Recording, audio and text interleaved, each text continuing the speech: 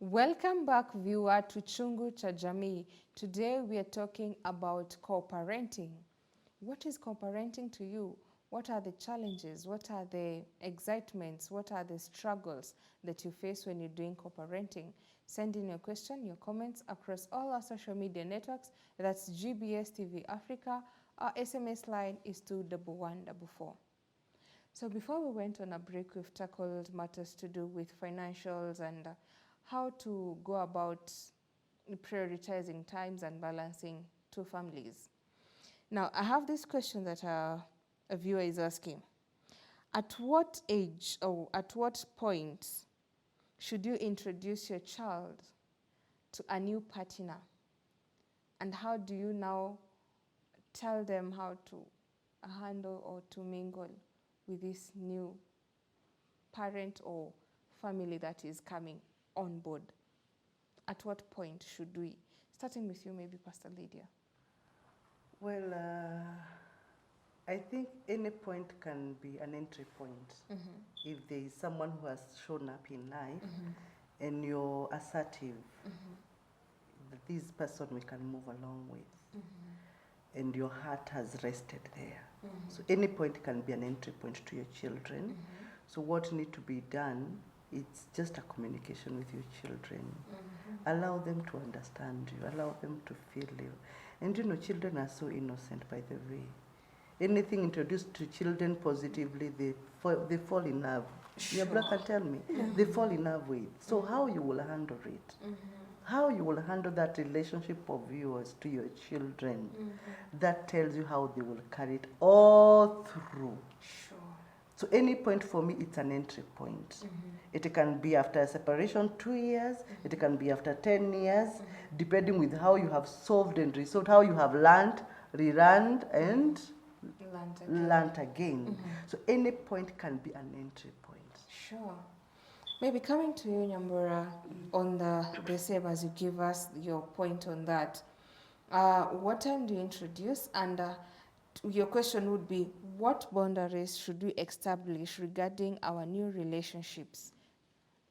Well, the timing for introducing, for sure, I would give it from a personal perspective. I would say, like, my daughter has these friends of mine who are boys. She calls uncle.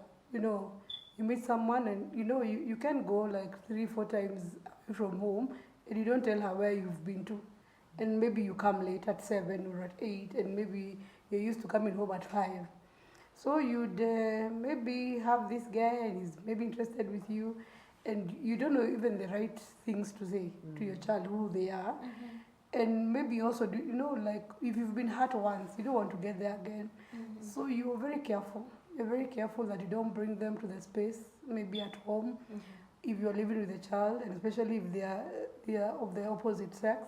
So you become very, very careful. And with today's world, even if they are not of a different sex, because people have other things that they believe in, you'd keep them like in a relation that they don't get very close. You want the child to read the temperament of the other person and know if they can get well with them.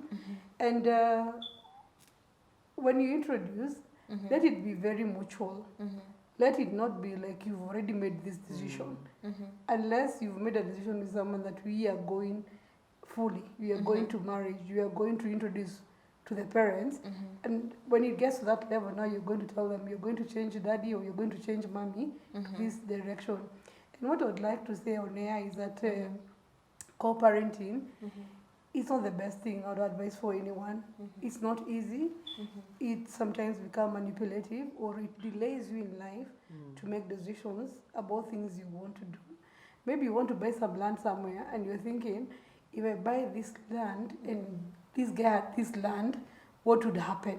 If I'd like to buy this house in this area and they have to go and see their daddy in this area, so it delays your thinking and how you do your things, or you are cultivated around something that you don't even know what it is. So for young people, I would say If they can avoid. it's good to avoid to co-parent. The best thing is having both parents and have the authoritative kind of a parenting where both of you have a say. You see, like I have raised my daughter all full time at home and would only go and see the dad in the office. So if she's asked who is your dad, maybe you'd say, is this guy in the office? He deals with customers or he deals with clients. He doesn't know the dad when he's at home, maybe in a shorts, you know, or maybe doing some manual jobs or commanding people. He doesn't know the dad in command. He knows the dad who loves all the time. He's just showing love. What do you want? Can we go and have chicken? Can we go do KFC? He's not there when I'm saying I have no money for KFC. It's after church. You're going home kukula githeri. You know, she doesn't understand.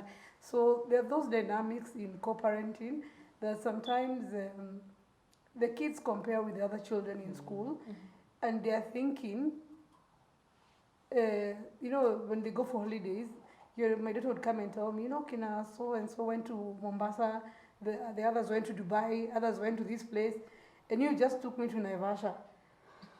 And you know, it looks very vague, you know, according to maybe the school where she is in. And for you to make her understand why we did not afford this Mombasa, or where we went to Mombasa through road and the others used a flight, for kids they don't come into terms. So it's good that people get into relationships that are long lasting, relationships that will bring children together, because both kids, maybe if the dad has fostered another family and maybe they go by flight and you went by road, it disrupts their mind very much, and they do not know where to place everyone. So it is important that the young generation, those people who are coming up thinking you have the muscle to bring up a child, let's say the child is being brought up for the community, and if you go to workspaces, you don't only find your gender, you find both men and ladies, and you need to be wholesome with them. I remember when we were being brought up, my dad would ask me to write letters, you know, maybe you're in Form 3, Form 4, and you've come home after church at 3, and you'd be asked, please write a letter, where are you from? And you'd keep it on a file. But my mom would just come and tell you verbally, if you're out there with a boy, hell on you. You'd either get pregnant or you'd get HIV. And I look at my mom, I'm thinking, when you talk to a boy, you get HIV, you know. But it was a kind of an authoritative thing that has kept me going in life. When I want to engage myself with anyone, the first thing that comes in my head is HIV, my mom's voice. It comes very quickly. The other thing is, whatever I am doing, if I'm asked to write, what will I write? And I have my late brother's son. He did something in school like 4 years back. And when I went to the discipline meeting, I asked the deputy principal, please ask this boy to write 1,000 times that what he did would land him in jail. There were 2 with a girl. And I left the school and I said, when they finish 1,000 times, I'll come back. So a whole day from 11 until 2, they had written only less than 100. And the reason they had written less than 100 is because they would write and then they would start, you know, weeping, thinking it would have landed, they had just fought in school, it would have landed me in jail.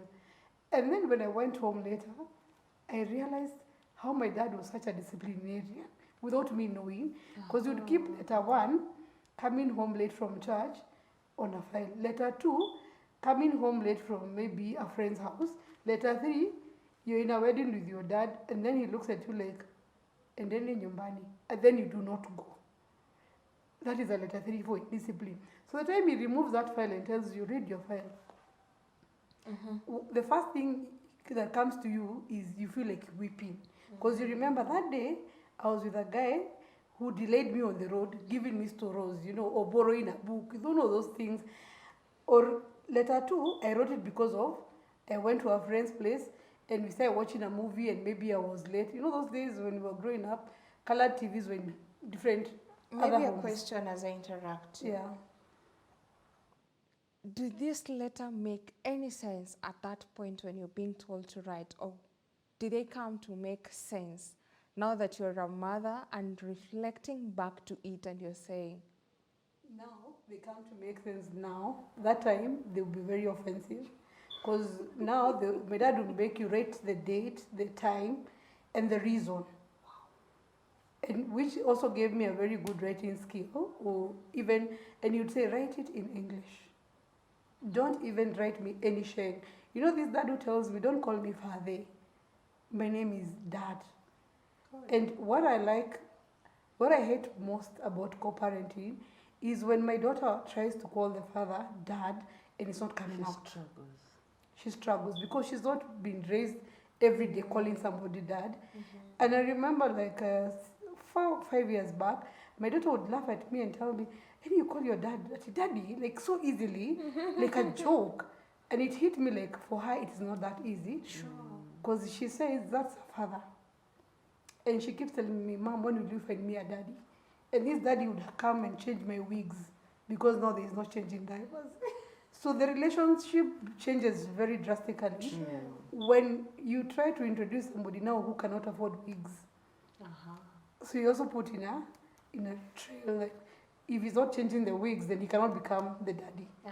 So you're held back from moving on from what you want to do. So ladies, co-parenting, yeah, it works when the two of you especially are godly. One of you has, Pastor Lydia had said, one of you has to go down. And here it is the woman, can you imagine? It is not the man. If you find the man is going down, there's a problem. It is the woman going down and, you know, agreeing to still be put on all those kind of things again on you and handling them. But with God, everything is possible. And I would say, let us raise a generation that is good, we can give back to society, that is good. I would have liked so much to bring up my daughter the way I was brought up by both parents, because there's an advantage to it.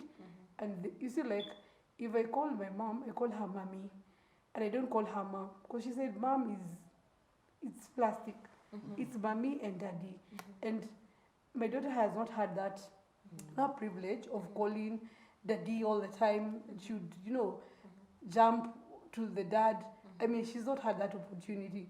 And when I see like my other sisters, their husbands picking their daughters and their sons and they're playing with them, I see what she's missing. Wow. Yeah. I'm being told that you are out of time. Pastor Lydia, as you give us your parting shot, maybe I should ask this question as we wind up. At what time should we do a due diligence in matters to do knowing your partner before you commit to them? And at what level would you say, I know this person well enough to commit to him or her for the rest of my life, amidst the challenges and disappointment that will come in future, because change is inevitable? Practically, it's not easy to know a person completely, practically, because we are evolving beings. We keep on evolving.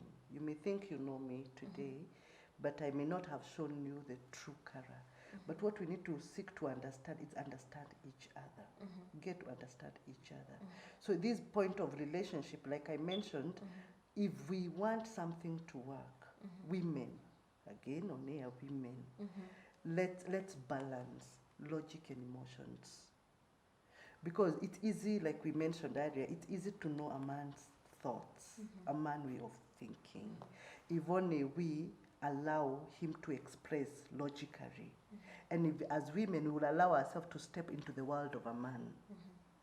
Like Nyabra has also mentioned, if both of us goes up, the only person who comes down, it's always a woman. Sure. It's always a woman. So, and that's why I would say that God has given us another benefit as women. We have been given some wisdom. That woman in Proverbs 31, hey, if you read Proverbs 31, it's interesting. From verse 1 to the last verse, that woman, she works hard for who? The husband. The husband. She wakes up early for who? The husband. She brings us praises to who? The husband. The Buys children, land. the children are honoring the settle for who? Buys land. She buys land for who?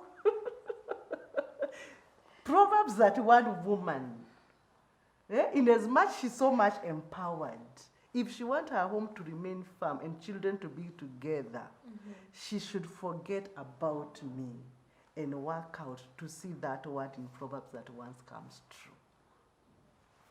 Nyambura, your parting shots. My parting shot is that Proverbs that you want, woman. Oh my God. She need to be born. I think we need to be born again. I mean, completely. For us to change the world and to empower other girls to become. Then we should go and preach this gospel to the girls that you are the woman. The responsibility is on you. So it's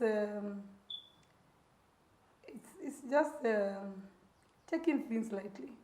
I think our parents took things very lightly just for us to be in those homes because maybe they were beaten, they were chased. I remember my grandmother used to tell me, nilikuwa nalala huko kwa ndizi. You know, I cannot do that. Myself as Nyambura, I cannot do that. Because I would be even so scared of the snakes and the chameleons and everything at night. I don't know where those things exist at night. And I would tell her, kwani huku na kwenyu? You know. So sometimes we are thinking, we are still in a space, we're not able to think for ourselves. But because of the children, we'll have to go down and just be good to these Jamas. Thank you. Wow. Interesting enough. Viewer, my take home is this on a lighter note, the Proverbs 31. I think I have to go back to my Bible and read and understand and contemplate and envision that woman, because I'm being told it is now that she's supposed to be born. Let's continue this conversation online across all our social media networks. That's GBS TV Africa. Our SMS line is 21144. Till next time, have a nice time. Goodbye.